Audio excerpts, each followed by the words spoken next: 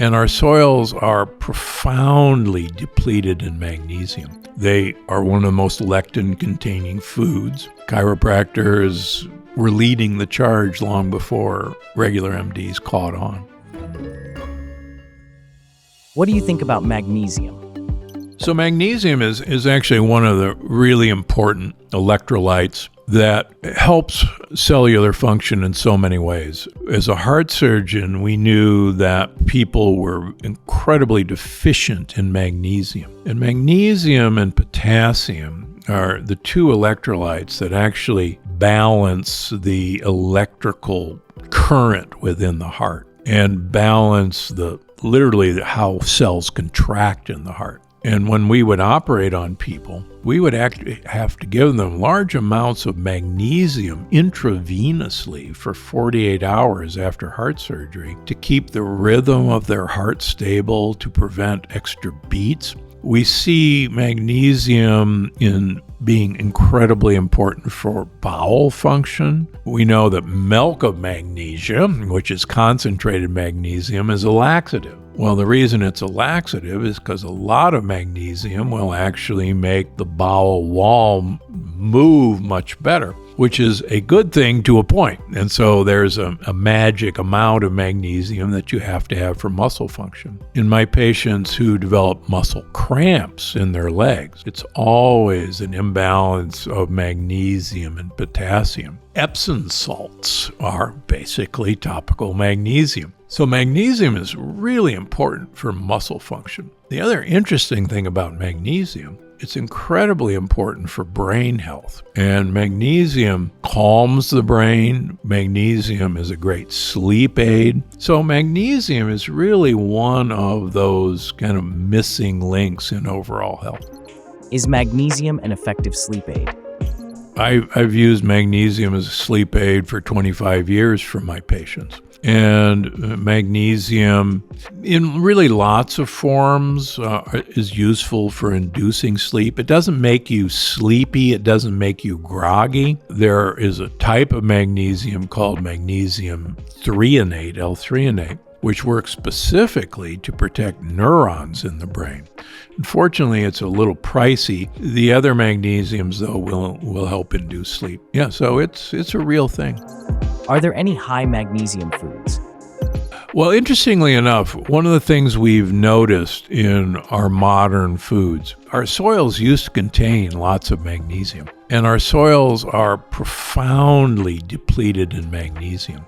That's why most people don't have enough magnesium in their bodies. Shellfish actually have a lot of magnesium. One thing that people used to talk about is that oysters were a great way of inducing sleep, and it's probably because of the magnesium in shellfish. Mushrooms are actually a good source of magnesium. The dark green leafy vegetables are full of magnesium, with the exception is our soils.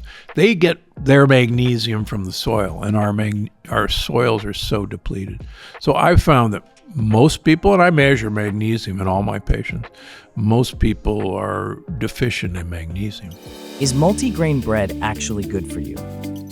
Well, if you want to have multi-inflammatory issues in your body, then multigrain bread is one of the best ways to produce it. Grains are a double-edged sword. They are one of the most lectin-containing foods, any grain, except for sorghum and millet. And almost all of our grains in the United States have been sprayed with Roundup, glyphosate. And Roundup not only kills friendly bacteria in the gut, they particularly kill the tryptophan pathway bacteria that makes serotonin, the feel-good hormone. And glyphosate has been shown to create intestinal permeability without any other factor. Combine the lectins in whole grains with the glyphosate that's been sprayed on them, and it's a recipe for ill health.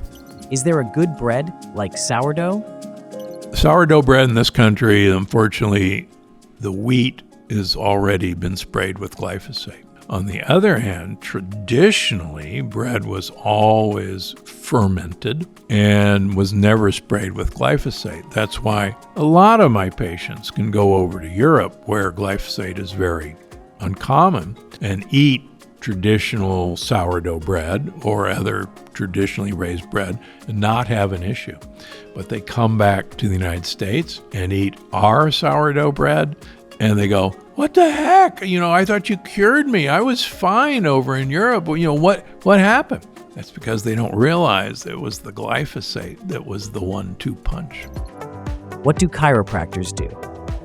Chiropractors have changed dramatically through the years. One of the reasons I respect a lot of chiropractors is they were really one of the first to recognize that the body should be considered as a whole. Some people call it functional medicine. I call it restorative medicine. And that the body functioning as a whole system should be the way to treat a patient. Now, chiropractors were originally trained in spinal alignment.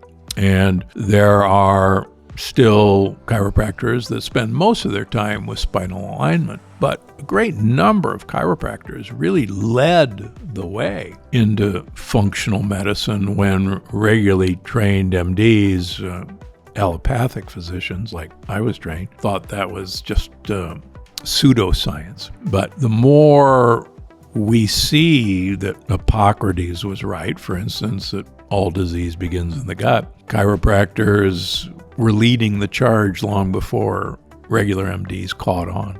Is it safe for people over 50 to see a chiropractor? Yeah, I think a lot of times I will send my patients who have a misaligned spine, particularly in their neck, to chiropractors, and I've seen very useful results from chiropractors. I have several chiropractors who are good friends, and I consider what they do very useful. Are there downsides to seeing a chiropractor?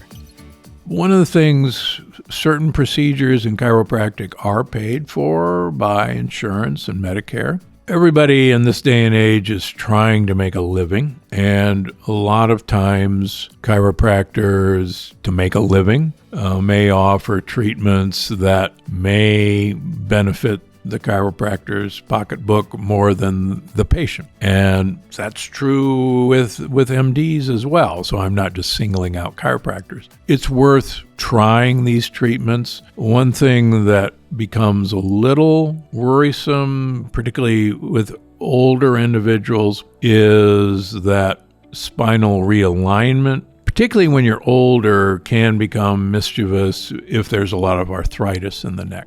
But a good chiropractor will see that arthritis on x-rays and be cautious.